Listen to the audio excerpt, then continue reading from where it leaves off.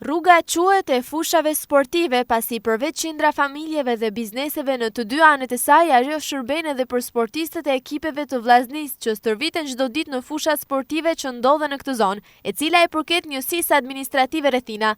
Por vetëm emrin e ka rrugë pasi në të vërtetë në gjithë segmentin e saj prej rreth 1 kilometër është kthyer në gropa, aq sa në ditët me shi dhe automjetet qarkullojnë me shumë vështirësi.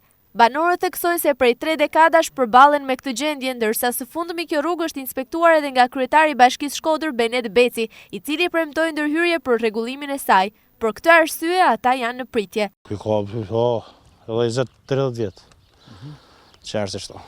Kur bën shi kjo bëhet lice, kur është kohë e mirë bëhet tonë që s'pun lash dyrës drejtore hapun veç. Do të më mos të thona, fushat sportive janë atje në fund.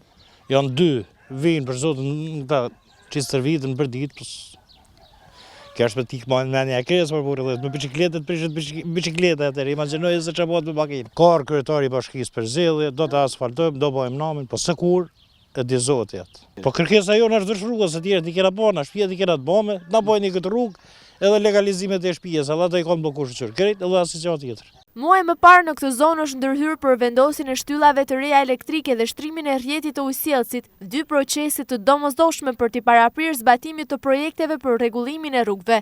Banorët shpresojnë që pas këtyre ndërhyrjeve të vazhdohet me asfaltimin për t'i dhënë fund kësaj gjendjeje. Në zonën informale që mbulon kjo rrugë jetojnë të paktën 200 familje.